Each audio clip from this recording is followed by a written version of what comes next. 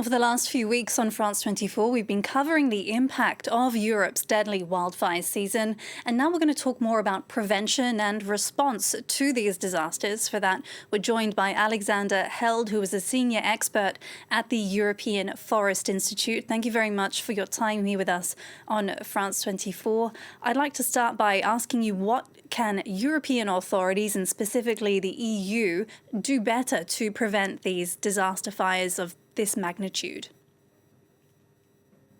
I think what we see now, be it France or Spain or now in Greece, the EU is good in responding, but very often this response is too late. So I think the call of the day is now to realize that fires of this magnitude, of this intensity, we cannot control.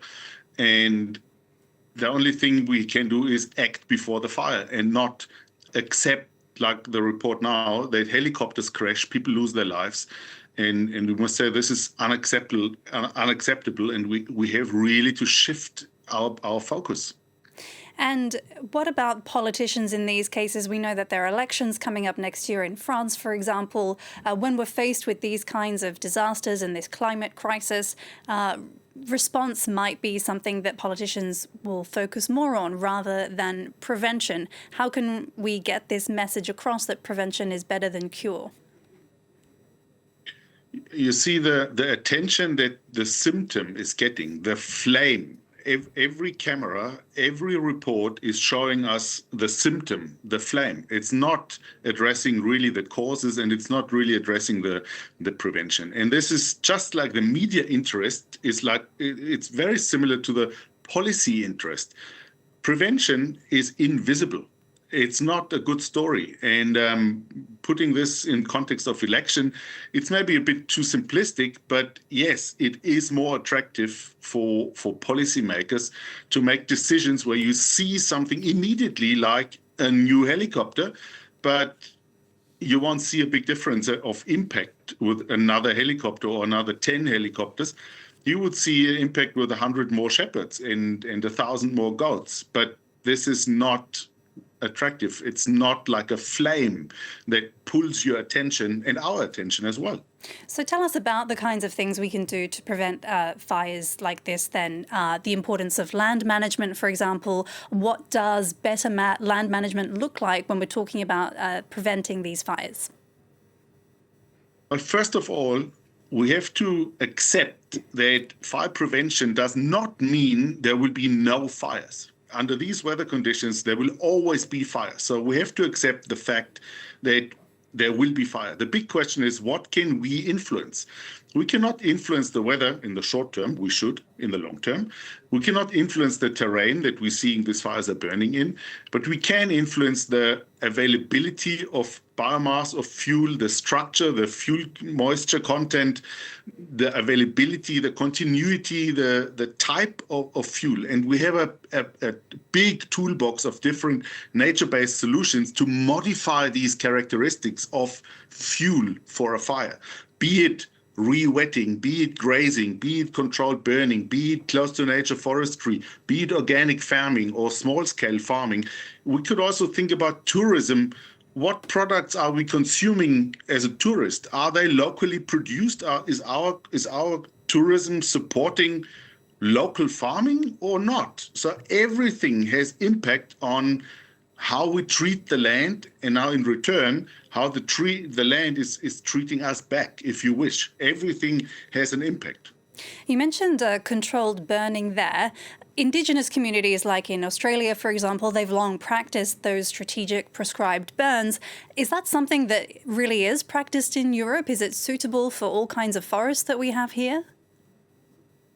We have to be very clear. We cannot copy-paste Aboriginal burning techniques or from subtropical Africa to Europe.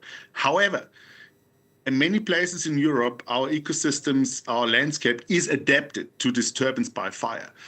And as we see every year now, our landscapes do burn. It's not a question if we have a fire. The only question is when and where.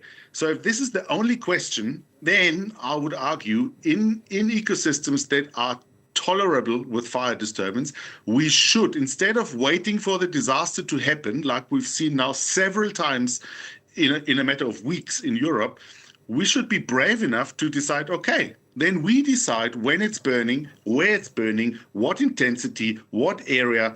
And this we can learn from Australia, from Sub-Saharan Africa, from America, from Latin America, and manage and learn to live with fire in our landscape, but with good fire that our ecosystems can tolerate. And I would understand it or communicate it as a little bit of fire here and there is like a vaccine for our fire immune system for the landscape.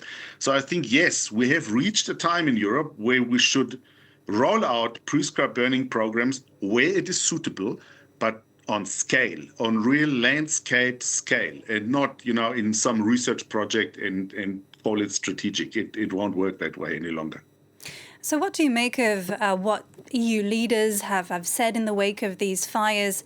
Do you believe that there's reason to hope that this fire season is serving as a wake-up call? We see two things. We see the UCPM, the European Disaster Response and Help Mechanism, that is working like a clock. We mobilize resources. Unfortunately, under these conditions, we mobilize when it's too late. So there's not much we can do. We're spending a lot of money on this too late response to fires we can't control. On the other hand, we see the new European Union strategy on wildfire published March 2026. So it's fresh off the press. And this new strategy is really addressing and calling for a shift of strategy from this idea that I can control an element like fire under these weather conditions to a focus of, okay, land management, prevention, resilient landscapes with resilient people. It is a paper so far, and we still have to see how concrete are national governments taking this up and how national governments are translating this into action. And there is hope because we have these devastating situations now, and we have the new policy. So I don't know what better conditions we can actually create to say, okay, let's translate policy into action. However, we had these situations in years before, and nothing really changed. Well, it would be good if we could believe that a glimmer of hope could come out of these disasters. Alexander Held from the European Forest Institute, thank you very much for your insight. Thank you.